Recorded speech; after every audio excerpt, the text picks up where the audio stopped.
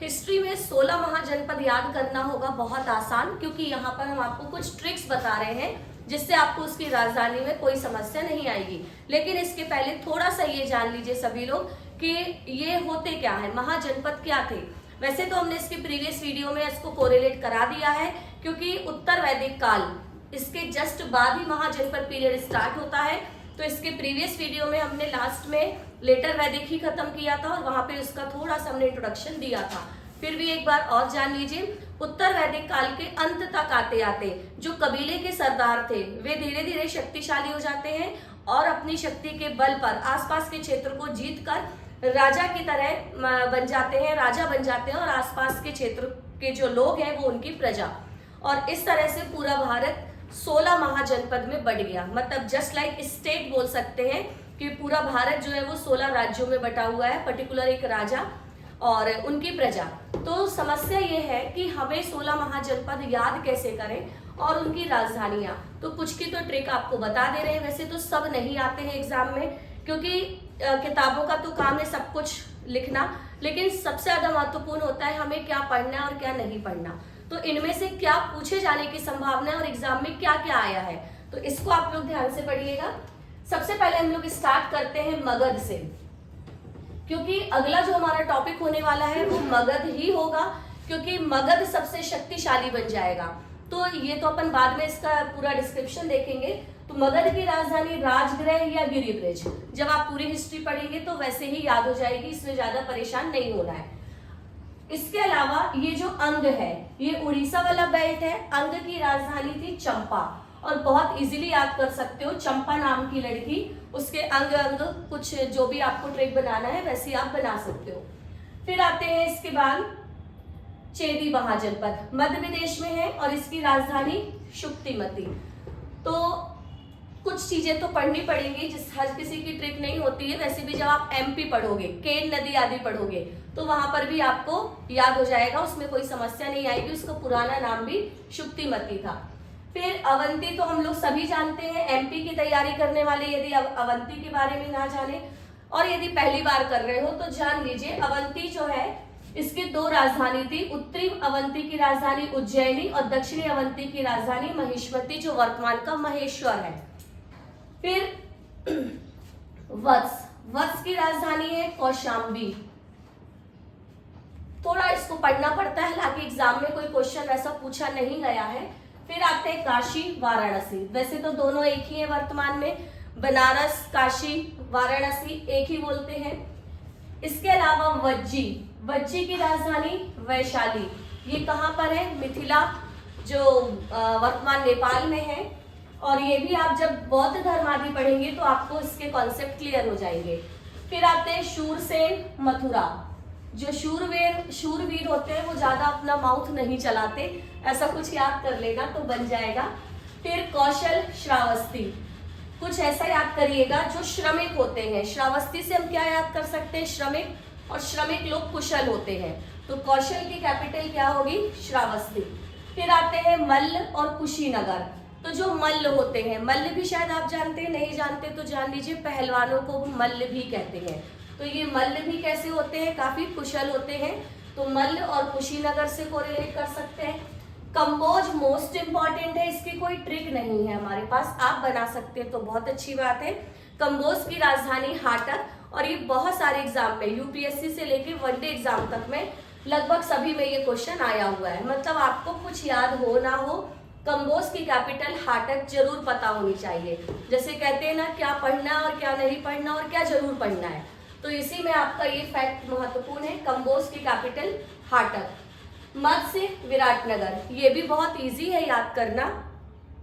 हम लोग पढ़ते हैं मत्स्य पुराण, सबसे प्राचीन पुराण है और इसमें विष्णु के 10 अवतारों का उल्लेख है। और हम जानते हैं कि विष्णु जी का विराट स्वरूप, जब भी हम इमेजिन करते हैं तो हमें विष्णु जी का विराट स्वरूप याद आता है, यदि हिंदू धर्म से है तो बस ऐसे ही हम कुछ कोरिलेट करेंगे। मत्स्य पुराण में विष्णु जी के विराट स्वरूप का वर्णन है। तो मत्स्य की कैपिटल क्या होगी, विराटनगर। जो फर्स्ट टाइम पढ़ रहे हैं पहले आप नाम याद करिए, ट्रिक तो आपके लिए सेकेंडरी है, बट सबसे पहले आपको क्या है, फैक्ट आपके दिमाग में होना चाहिए।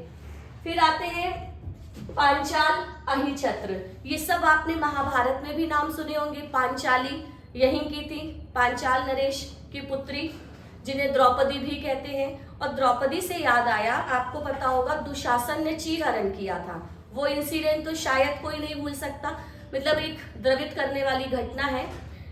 तो जब उन्होंने उसका चीरहरण मतलब उसकी साड़ी या वस्त्र खींचा था, तो भगवान श्री कृष्ण ने उनको क्या दिया था, वस्त्र प्रोवाइड किया था। जब भी बी.आर. चोपड़ा की महाभारत देखते हैं, सबसे बेस्ट मुझे वही लगती है, तो उसमें वही सीन याद आता है कि वो दुशासन साड़ी खींच रहा है और वहां से श्री कृष्ण जी उनको साड़ी प्रोवाइड करते जा रहे हैं और वो थक जाता है खींचते खींचते, लेकिन खत्म नहीं होती।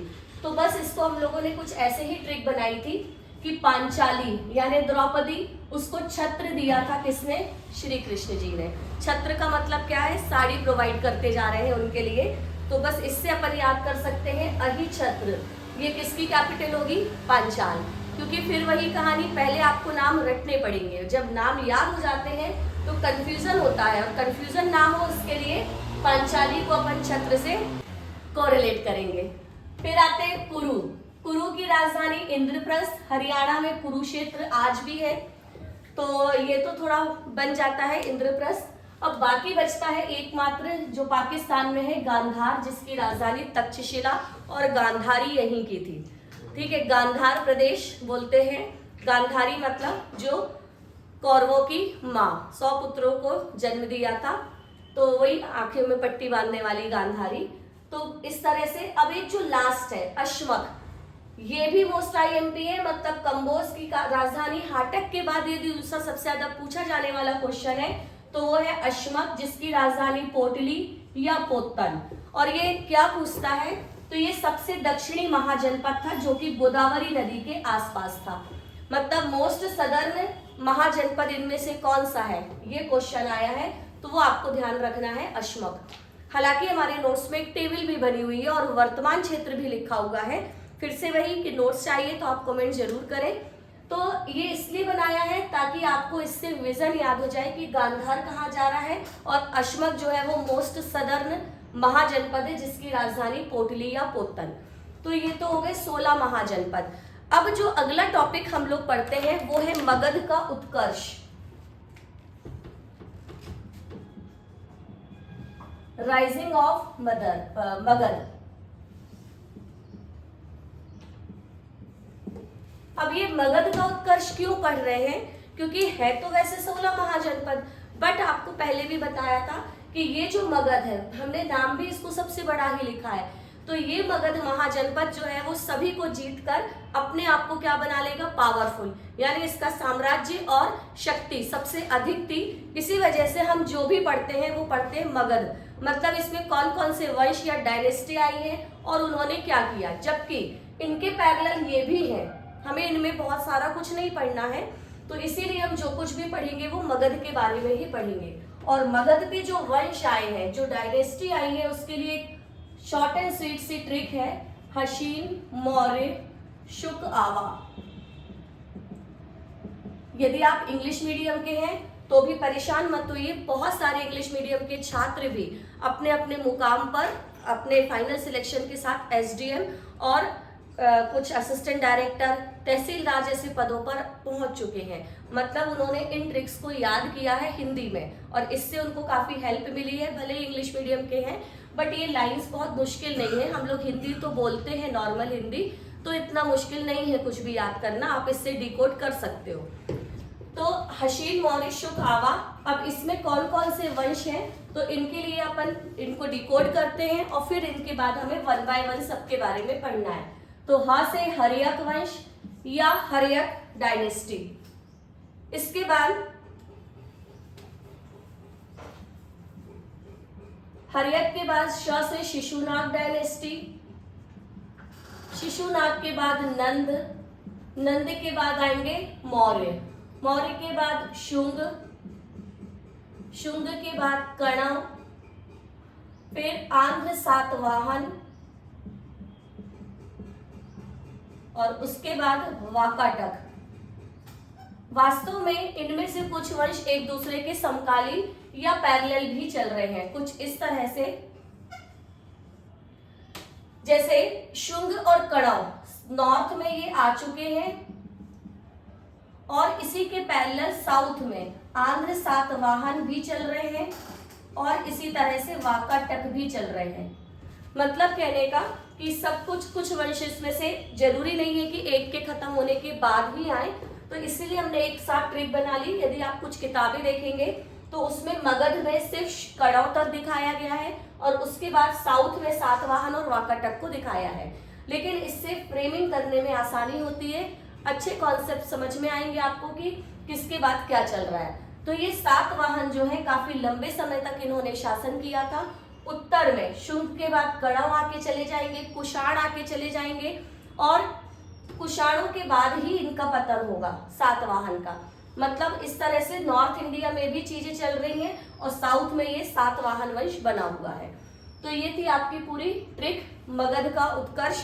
अब इनमें हमको 1 बाय 1 पढ़ना है कि इसमें कौन कौन से वंश मतलब कौन कौन से राजा हुए हैं और उनकी क्या स्पेशलिटी या उनकी क्या खासियत है।